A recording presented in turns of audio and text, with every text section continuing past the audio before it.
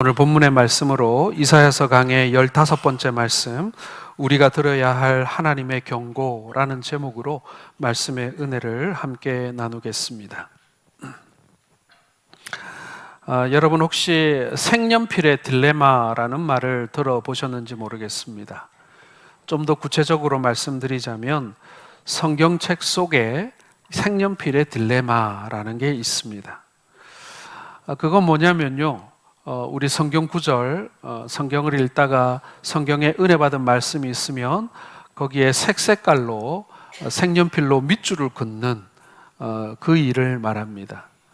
제가 학생 때 우리 SFC 우리 선후배들 사이에 눈에 보이지 않는 그 과시가 하나 있었는데, 그건 뭐냐면요, 성경 많이 읽는 사람, 신앙 좋은 사람일수록 크고 두꺼운 성경책을 들고 다니고요, 그리고 그 성경책 안을 들여다보면 각각 색으로 빼곡하게 밑줄이 그어져 있거나 색칠되어져 있는 그 성경책, 딱 예배드리거나 큐티 모임 할 때 그걸 착 펴져 보이면은 이게 이제 뭐 모든 그 후배들의 존경과 또 부러움의 그런 대상이 되었던 거예요.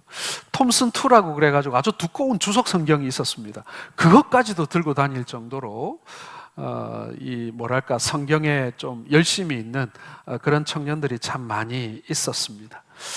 저도 지금도 보관하고 있는, 가지고 다니고 있는 성경책을 보면 아주 빽빽하게 색연필로 성경 구절이 이렇게 색칠되어진 그런 성경책이 있습니다.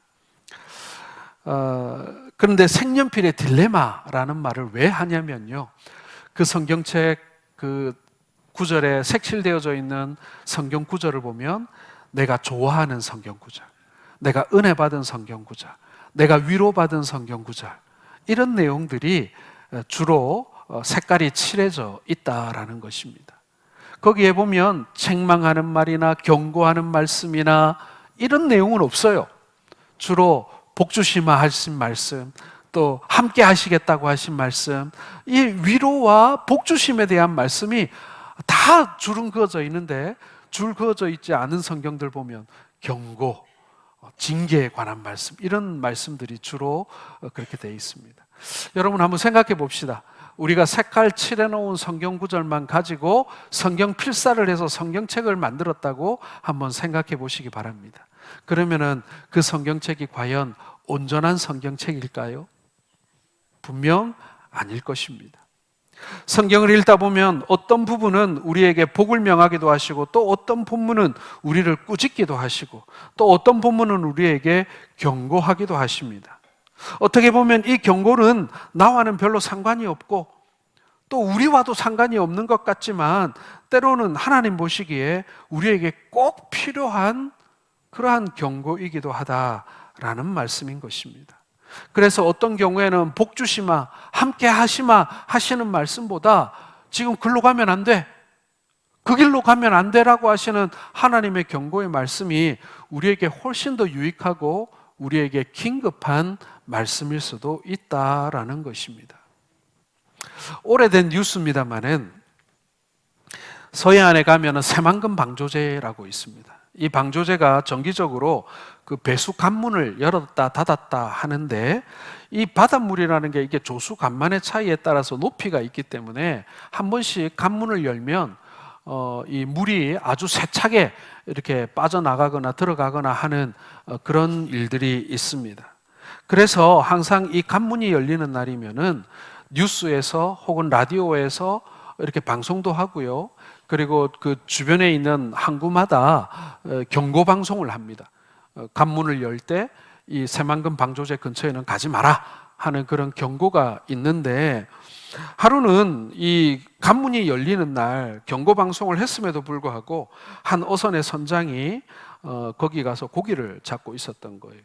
해경이 그걸 보고 무전을 했어요. 거기서 나오라고, 거기 있으면 안 된다고까지 경고를 했는데, 알겠다고, 곧 가겠다고 말은 해놓고 계속 물고기를 잡은 거예요. 어떤 일이 벌어졌겠습니까? 정해진 시간에 관문이 열리자 물길이 세차게 바뀌기 시작했습니다. 결국 그 배는 전복되었고 3명이 실종이 되었는데 2명은 죽음으로 발견되고 한 사람만이 겨우 목숨을 건지는 그런 사고가 있었더랬습니다. 경고에도 불구하고 그 경고를 듣지 않으면 결국 무서운 결과를 낳게 되는 것이죠. 여러분, 꼭 이런 물고기 잡이뿐만 아닙니다. 사실은 수많은 경고가 우리에게 주어집니다. 그러나 많은 사람들이 그 경고를 대수롭지 않게 여기거나 나와는 관계없는 것으로 여길 때가 많다라는 것입니다. 오늘 하나님께서는 이사야 선지자를 통해서 이사야 13장에서 21장까지 계속해서 망하는 나라에 관한 말씀을 하고 계십니다. 바벨론이 망할 거라고 예언하셨고, 아수르가 망할 것을 예언하셨고, 모압이 망할 것을 예언하셨습니다.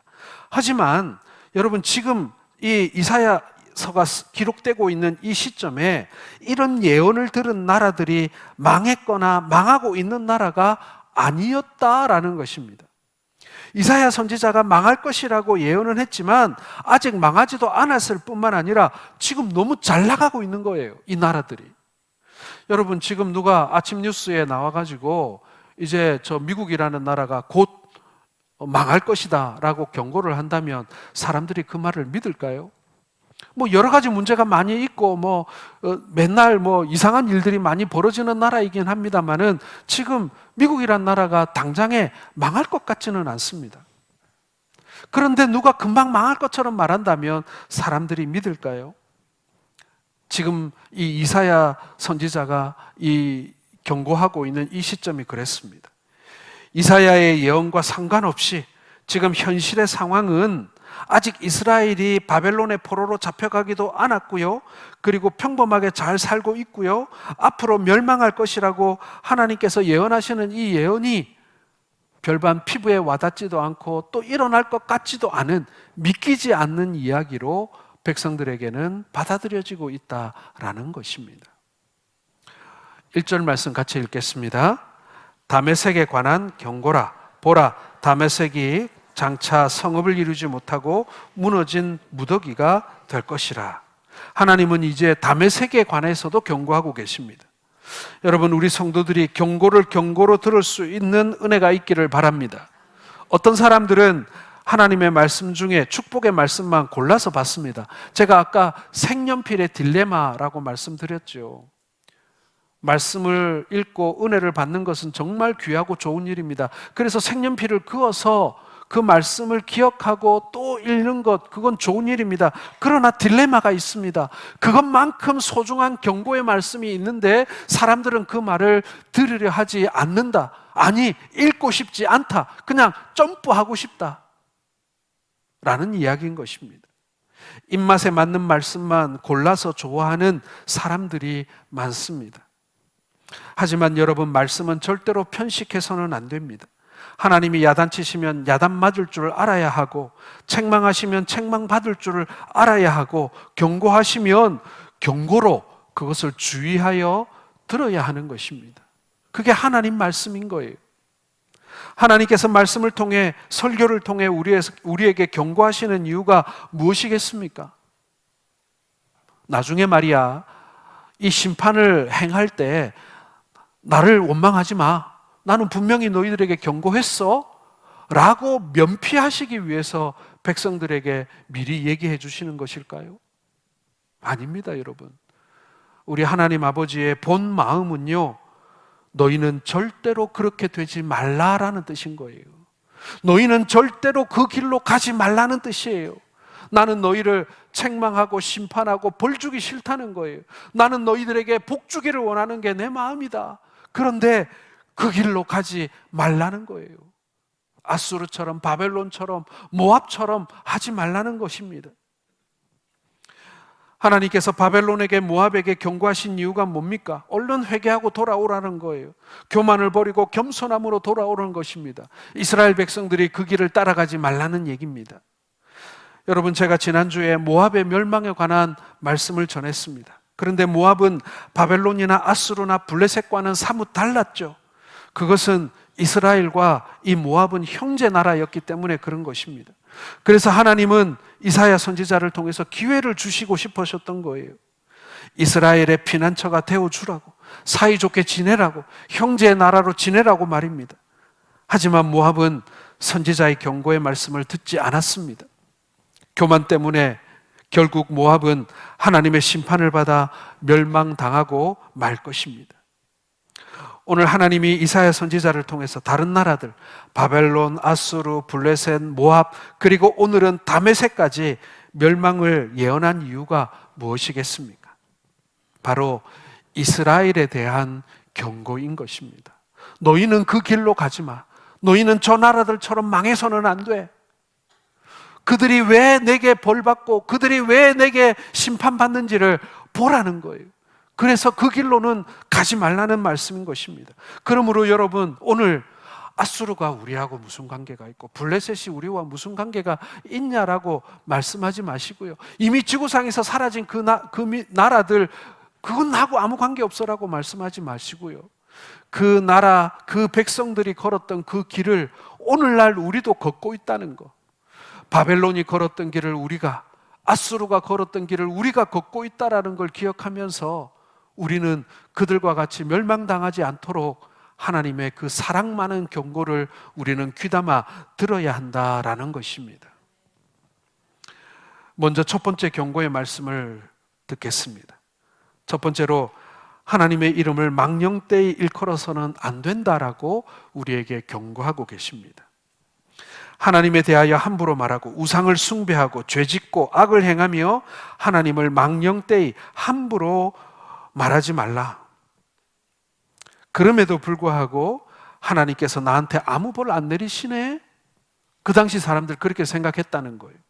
하나님이 살아계시다면 지금 벼락을 내리셔야 하는데 아무 일 안 일어나네? 너희 하나님 어디 있냐고? 너희 하나님 지금 주무시냐고? 그렇게 사람들이 하나님을 망령되이 일컬으며 조롱했다라는 것입니다. 블레셋이 그랬고 바벨론이 그랬습니다. 하나님이 살아계시면 나와보라 그래 라고 하면서 말이죠. 지금도 블레셋처럼 모압처럼 하나님의 이름을 망령되이 일컫는 사람들이 많습니다. 여러분, 10계명 중에 제 3계명이 뭔지 아시죠?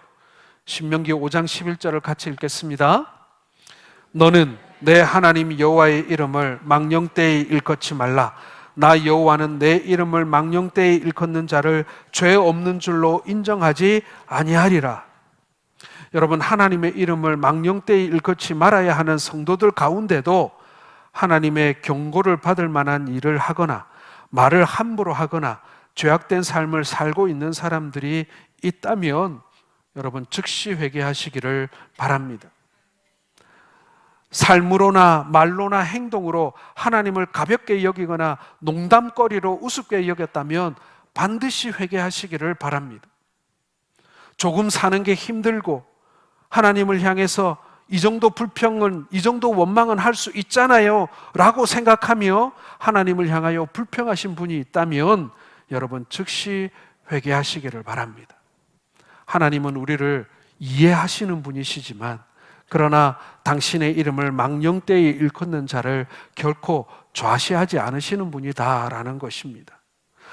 여러분, 특히 이제 선거가 다가오면요, 정치인들이 여야를 막론하고 하나님의 이름을 함부로 빙자하는 경우들이 많이 있습니다. 여러분, 그 말에 속지 마시기 바랍니다. 저 사람이 진짜 신앙이 있어서 천만의 말씀입니다. 표를 얻기 위해서 하나님의 이름을 빙자하는 것을 가지고 교회 편을 드는 것처럼, 신앙이 있는 것처럼 그렇게 절대로 믿지 마시기 바랍니다. 그렇게 믿어서는 안 되는 것이고 순진한 생각이에요.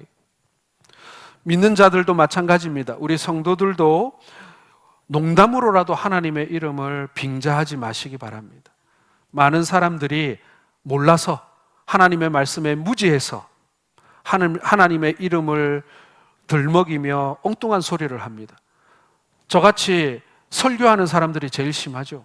설교하는 목사가 하나님의 말씀에다가 자기 생각을 많이 섞어가지고 하나님의 말씀인 양 자기 생각을 전합니다. 정말 큰 벌 받을 짓입니다.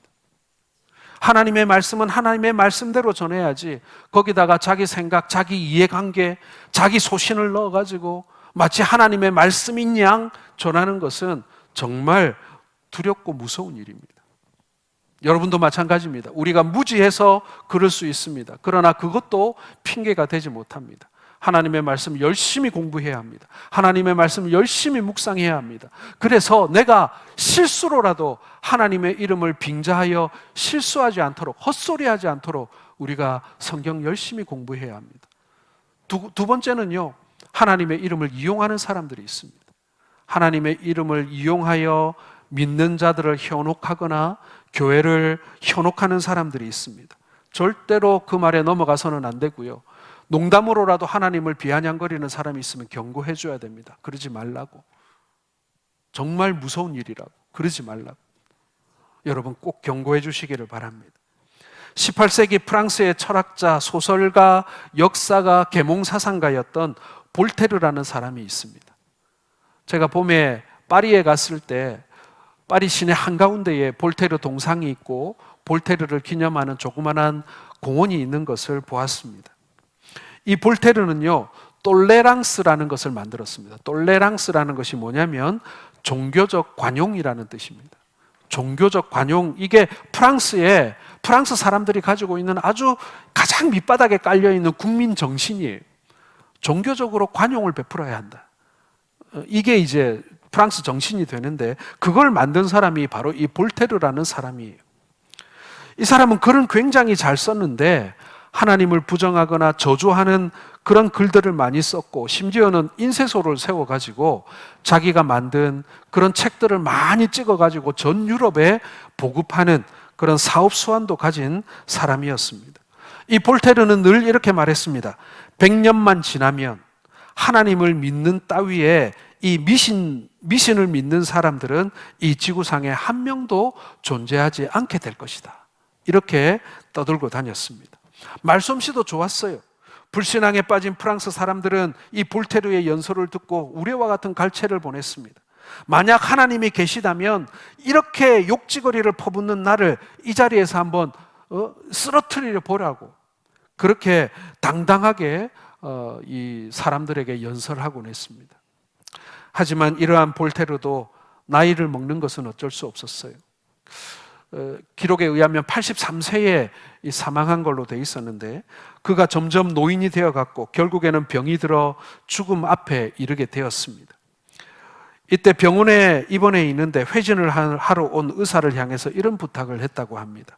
만약 나의 생명을 6개월만 연장시켜 주신다면 저의 전 재산을 다 드리겠습니다. 이렇게 제안을 했다고 합니다. 그러자 의사가 난감한 표정을 지으면서 볼테르 선생님의 생명은 6개월은 고사하고 이제 6시간 연장시키기도 쉽지 않습니다. 이렇게 말해 주었다고 합니다. 원기왕성할 때 꼭 붙잡고 놓지 않았던 그의 무신론은 이 의사의 죽음에 관한 선고 앞에 와르르 무너질 수밖에 없었습니다.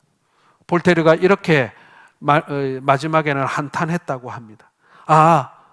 나는 이제 지옥으로 떨어져 가는구나 라고 외치면서 그 마지막을 맞이했다고 합니다.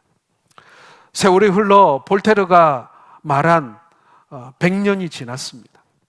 100년만 지나면 예수 믿는 사람 한 명도 지구상에 존재하지 않을 거라고 얘기했던 그 100년이 지났는데, 이 볼테르의 예언과는 달리 교회의 성도의 숫자는 더 늘어났고, 그리고 그가 책을 만들어 보급하기 위해서 만들었던 인쇄소는 이제 다른 사람의 손에 넘어가 성경을 찍어내는 인쇄소가 되었습니다.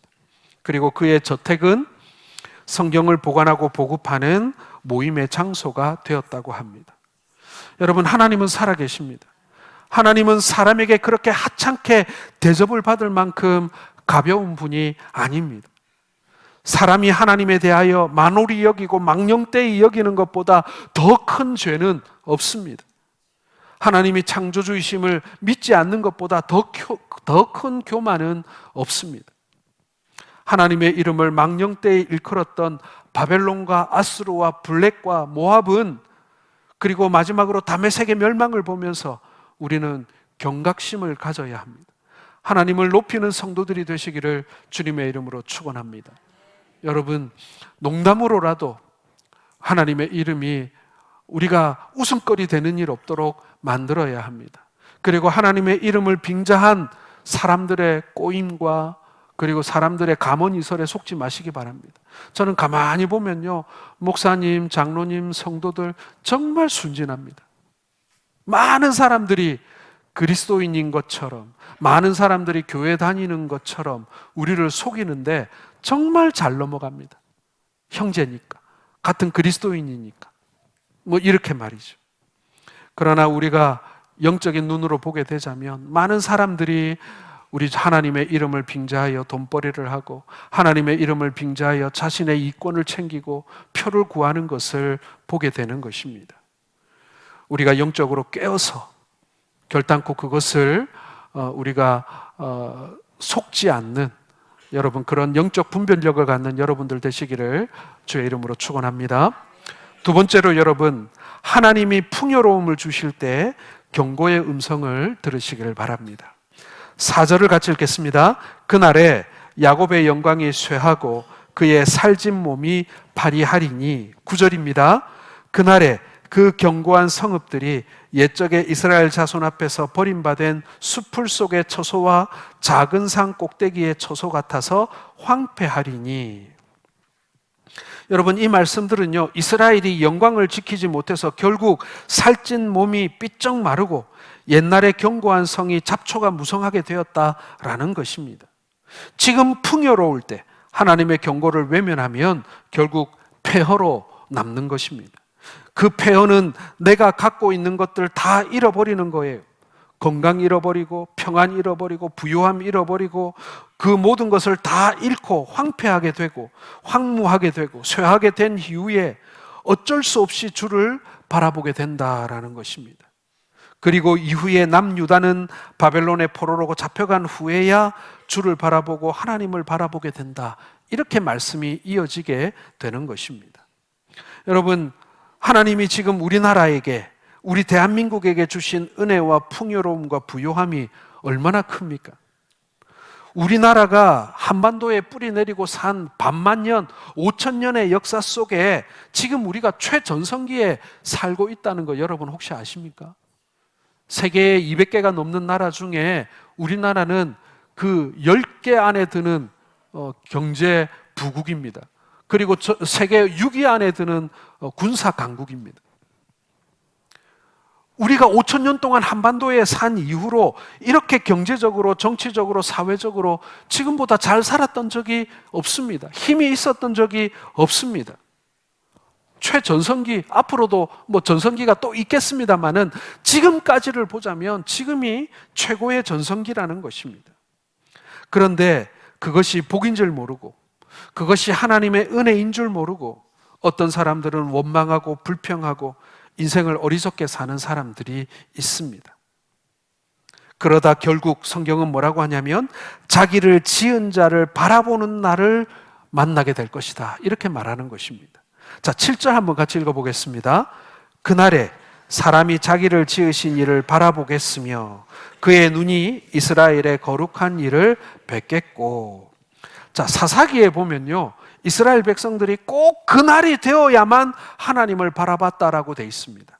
사사기에 나오는 이스라엘 백성들이 그날이 되지 않으면 하나님이 어디 있느냐 라고 하면서 자기 멋대로 악을 행하고 우상을 섬기고 바알과 아세라 신을 섬기고 살았다는 거예요. 그러다가 그날이 오면, 그날이 언제냐면요, 블레셋이 쳐들어오고 죽임을 당하고 먹을 것이 없어서 자식을 잡아먹는 그런 상황이 되면 결국 그때서야, 그날이 되어서야 여호와를 찾는다고 야단이더라라는 것입니다. 여러분, 우리가 사사기의 이스라엘 백성들처럼 그날이 되어서 정신을 차려서는 안 된다라는 경고인 것입니다. 하나님이 주신 부요함과 풍요로움, 그것을 누리는 것은 나쁜 것이 아닙니다. 하나님이 복으로 주셨으니 그 복을 누려야 되죠. 그러나 그 복에 도취되어서, 그 풍요로움에 도취되어서 하나님을 잊어버리고 하나님을 무시하게 되었을 때 우리가 모든 것을 다 빼앗겨버리고 아무것도 없게 된 그날에 비로소 그 바닥에서 하나님을 바라본다. 그나마 다행이지만 참으로 안타깝고 불쌍한 일이라는 거예요. 다 잃어버리고 나서야 하나님을 쳐다보는 어리석은 인생. 여러분, 우리가 밥 걱정 안 하고 사는 것 얼마나 감사한 일입니까? 지금 우리는 너무나도 풍요로운 시절에 살고 있습니다. 그래서 음식 귀한 줄도 잘 모릅니다. 우리가 집 걱정 안 하고 먹을 것 걱정 안 하고 살게 된 지 얼마나 되었습니까? 저녁이 되어 돌아가 한 몸 누울 수 있는 집이 있는 것, 그거 정말 행복한 일 아니겠습니까? 정말 큰 은혜입니다. 하나님이 이렇게 우리에게 큰 은혜를 주셨음에도 불구하고 하나님이 주신 이 은혜가 은혜로 다가오지 않는다면 여러분, 우리가 하나님 믿지 않는 사람들, 하나님 모르는 사람들과 뭐가 다르겠습니까? 그러므로 여러분, 하나님이 좋은 것 주셨을 때 이것이 하나님이 주신 복이구나라고 깨닫고 늘 감사하며 사시기를 바랍니다. 그날이 되어서 다 잃어버리고 바닥에서 하나님 바라보지 마시고요, 지금 복받았음을 알게 된 지금, 복받았음에 감사하는 지금 우리 하나님 바라보실 수 있는 여러분들 되시기를 바랍니다. 풍성한 것으로 부유한 것으로 주셨을 때 그것이 귀한 것임을 깨닫고 감사하시길 바랍니다. 가정의 평화가 있을 때 가정의 평화가 얼마나 소중한지 아셔야 됩니다. 그게 깨어지고 난 다음에 알아봤자 정말 아무 소용없습니다. 깨진 그릇을 어떻게 하겠습니까? 충분히 누리면서도 그것을 귀한 것으로 깨닫는 복이 여러분들에게 있기를 주님의 이름으로 축원합니다. 그런데 안타깝게도 이스라엘은 그렇지 못했어요. 그들은 하나님이 주신 풍요로운 앞에서 우상 숭배하기에 바빴습니다. 그러므로 풍요로움은 한편으로는 분명 복이지만 한편으로는 경고인 것입니다. 풍요로운 앞에 감사할 줄 알면 복이 되지만 풍요로움 앞에 교만하면 우상을 숭배하고 스스로 자고하고 높아져서 결국에는 멸망으로 가는 길에 서게 된다라는 것입니다. 제가 앞서 말씀드렸습니다, 여러분. 반만년 우리 민족의 역사 중에 지금이 제일 잘 사는 때라고요. 그것은 우리에게 분명 큰 복입니다. 더불어서 경고하시는 하나님의 음성을 들으실 수 있기를 바랍니다. 우리가 잘 살게 되었다는 말, 어느 나라에 가도 정말 꿀리지 않게 되었다는 말을 들었을 때 여러분, 우리가 걱정하고 염려하고 뒤를 돌아봐야 한다는 거예요. 여러분, 제가 미국에 갔을 때도 그랬고 이번에 유럽에 갔을 때도 그랬고 제가 깨달은 한 가지가 무엇이냐면요, 우리랑 걔네들이랑 별반 다르지 않다. 먹고 사는 거, 자고 입는 거, 우리가 더 나으면 나았지 우리가 꿀리지 않더라고요. 독일을 가봐도 프랑스를 가봐도 그 사람들이 우리보다 강대국인 적은 있었으나 우리가 그들보다 꿀리지 않더라. 그들만큼 우리도 잘 먹고 잘 살더라. 여러분, 그러면요, 이때부터는 우리가 조심해야 하는 것입니다. 다시 우리를 돌아봐야 하는 것입니다. 하나님을 다시 바라봐야 하는 것입니다. 하나님의 풍요로움을 즐기실 뿐만 아니라 하나님의 경고로 아시는 우리 모든 성도들 되시기를 주의 이름으로 축원합니다. 마지막으로 여러분, 이제 선택해야 합니다. 14절 같이 읽겠습니다. 보라, 저녁에 두려움을 당하고 아침이 오기 전에 그들이 없어졌나니 이는 우리를 노력한 자들의 몫이요 우리를 강탈한 자들의 보응이니라. 저들이 지금 잘 나가요. 강대국이에요. 힘이 있어요. 영원히 잘 나갈 것처럼 보여요. 그러나 저녁에 두려움을 당하고 아침이 오기 전에 그들은 사라졌다. 무슨 말입니까? 하루아침에 사라졌다는 거예요. 하룻밤 사이에 그들의 모든 영광이 모조리 사라졌다는 얘기입니다. 별거 아니라는 얘기예요, 하나님 보시기에. 우리가 몸으로 직접 배우려면 여러분, 경고를 무시해도 좋습니다. 이거 좀 심한 말입니까? 하나님, 우리가 직접 배우고 싶으면 한번 하나님 무시해 보시기 바랍니다. 어떻게 되는가? 그렇게 되면 안 되죠. 그런 마음으로 살면 안 되죠. 오늘 들려지는 말씀을 하나님의 경고로 받고 돌이키면 여러분, 어두워지거나 쇠하거나 망하지 않고 우리가 주님을 찬미하고 주님과 함께하는 인생을 살 수 있음을 여러분 꼭 기억하시기를 바랍니다. 우리가 그림 하나 보겠습니다. 너무나 유명한 그림인데요, 로마에 가면 이 그림을 보실 수가 있습니다. 시스틴 성당이라고 하는 성당의 천장에 큰 그림들이 있습니다. 이 그림 한 장만 있는 게 아니라 엄청나게 큰 그림이 있고 정말 수백 명의 사람이 등장하는 그림이 있는데 그 중에 가장 중심에 있는 그림입니다. 우리가 잘 아는 미켈란젤로의 천지창조입니다. 자, 그런데 이 그림이 여러분 1475년에 500년 넘게 되니까 이게 이제 막 좀 떨어지기도 하고 색도 바라고 그럴 거 아닙니까? 그래서 전문가들이 사다리를 놓고 저 높은 성당 꼭대기까지 올라가서 이 보수 작업을 하려고 올라가 보니까요, 우리가 밑에서 보기에는 평평한 벽인 줄 알았는데 올라가서 보니까 울퉁불퉁 아주 평탄하지 않은 그런 천정이더라는 거예요. 그림에 입체감을 주기 위해서 그림을 이렇게 울퉁불퉁하게 이렇게 천정을 만들고 거기에 그림을 그렸다는 것입니다. 자, 아무튼 여러분, 이 그림에서 가장 유명한 장면이 바로 금방 보신 그림을 좀 더 보여주세요. 좀 다 벗고 있어서 오래 보기 좀 쉽지 않지만, 여러분, 이것은요, 하나님이 지금 아담을 찾고 계시는 장면입니다. 그렇죠? 하나님이 아주 기운차게 수염을 휘날리면서 인간 쪽으로 이렇게 돌진해 오시는 그런 모습입니다. 그렇죠? 그런데 반면에 아담은 지금 어떻게 하고 있습니까? 폼이 지금 땅에 앉아서 한쪽 팔은 딱 기대고 말이죠. 한쪽 다리는 들고 아주 느긋한 표정으로, 또 하나님을 향해서 뻗은 손은 어떻습니까? 하나님의 손은 굳게 뻗어 있습니다. 그렇죠? 힘있게 뻗어 있습니다. 우리를, 아담을 향해서 아주 빨리 닿기 위해서 이렇게 힘이 있게 그려져 있는데, 아담의 손은 어떻죠? 잡으려면 잡고. 그런 표현 아닙니까, 여러분? 아담의 모습은 무게중심이 완전히 뒤쪽으로 빠져 있습니다. 손을 내밀기는 했지만 뭔가 관심이 없는 듯한 표정입니다. 그러나 하나님과 아담 사이에 이 손가락 끝에 아주 미세한 간격이 만들어져 있습니다. 하나님의 마음과 인간의 마음을 절묘하게 묘사한 아주 천재적인 그런 그림인 것이죠. 미켈란젤로는 진짜 천재입니다. 하나님은 인간에게 적극적으로 다가오십니다. 날아오시죠. 빨리 만나고 싶어서. 왜냐하면 사랑하기 때문에. 하나님이 아담을 사랑하셨기 때문에 그에게 지금 진짜 수염을 휘날리면서 지금 날아오고 계신 거예요. 빨리 아담에게 닿기 위해서 그의 손이 굳게 펴져 있습니다. 사랑하면 움직이게 돼 있습니다. 사랑하면 속도가 붙게 돼 있습니다. 여러분, 탕자 이야기 아시죠? 둘째 아들이 가진 재산 다 탕진하고 거지가 돼가지고 아버지 집에 돌아올 때 그 아들을 제일 먼저 알아본 것은 바로 아버지였습니다.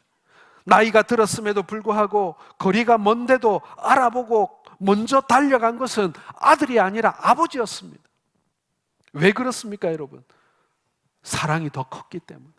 아들에 대한 사랑 때문에 그 아버지는 아들을 향해 달려갔던 것입니다. 차마 그 달려오는 아버지를 향해서 아들은 어땠을까요? 같이 달려갔을까요? 아니죠. 못 달려가죠. 도리어 뒷걸음치고 싶었을지도 모르겠습니다. 그러나 아버지의 마음은 달려가서 아들을 와락 안고 싶었던 것입니다. 사랑은 달려가게 만듭니다. 발걸음은 그 사람의 마음을 보여줍니다. 아침에 출근하는 사람과 빈둥거리고 노는 사람의 발걸음이 같을 수가 없죠. 마음에 뜨거운 열정이 있는 사람의 발걸음과 타성에 젖은 식은 가슴의 발걸음은 다릅니다. 남녀가 연애를 합니다. 누가 누구한테 달려갑니까? 더 많이 사랑하는 사람이, 더 많이 보고 싶은 사람이 상대방을 보러 달려가는 것입니다. 사랑은 발걸음과 태도와 마음을 온통 바꾸어 놓습니다. 하나님은 사랑 때문에 인간에게 머리카락을 휘날리며 날아오십니다. 그래서 하나님의 사랑을 배운 사람은 발걸음이 달라집니다. 이제 우리도 하나님께 달려가야 합니다. 하나님은 지금 우리의 그런 선택을 기다리고 계시는 것이죠. 오늘 하나님은 이사야 선지자를 통해서 바벨론과 아수르와 블레셋과 모압과 다메섹의 멸망을 예언하고 계십니다. 예언할 당시에 이들은 아직 멀쩡합니다. 잘 나갑니다. 멀쩡한 그들의 멸망을 예언한 것은 하나님의 백성들에게 주시는 또 다른 경고입니다. 경고의 음성을 들어야 살 수 있습니다. 경고의 음성을 듣지 못하거나 무시해버리면 결국 슬피 울며 이를 갈게 될 것입니다. 여러분, 옛날에 북한에서 38선 넘어 전투기가 넘어온 일이 두 번인가 몇 번이 있었죠. 그때 온 서울 시내뿐만 아니라 전국에 공습경보가 울렸습니다. 모든 상황이 다 끝나게 되었을 때 사람들이 난리가 났어요. 경고음을 들은 사람들은 대피를 하기도 하고 라면을 사기도 하고 막 그랬습니다마는 많은 사람들이 나는 못 들었다. 나는 못 들었다. 왜 우리 동네는 사이렌이 안 들렸냐? 왜 나는 그걸 듣지 못했냐? 난리가 났습니다. 그래가지고 막 스피커를 엄청나게 많이 설치를 했어요. 그런데 만일 그것이 그런 비행기 한 대 넘어온 게 아니라 진짜 북한에서 전면적으로 침공을 하는 일이 벌어졌다면 경고음을 듣지 못한 사람들의 운명은 어떻게 되었겠습니까? 얼마 전까지만 해도 핸드폰에 경고 메시지, 그 긴급 메시지가 나는 오는데 나는 안 왔다 이래가지고 난리가 난 적이 있었습니다. 니는 통신사가 어디고 나는 어디고 막 이래가면서 말이죠. 왜 나는 알람이 바로 울리는데 나는 1시간 있다가 울리느냐? 지진이 온다는데 어떤 사람은 몇 분 만에 오는데 왜 나는 30분 후에 오느냐? 그래가지고 통신사 바꾸고 막 난리 난 적이 있습니다. 여러분, 경고의 메시지는 그만큼 중요한 것입니다. 여러분, 하나님이 우리를 향해 돌진해 올 때 저와 여러분들 뒷걸음치지 마시고 우리도 주님을 향해 달려가시는 우리 모든 성도들 되시기를 주님의 이름으로 축원합니다.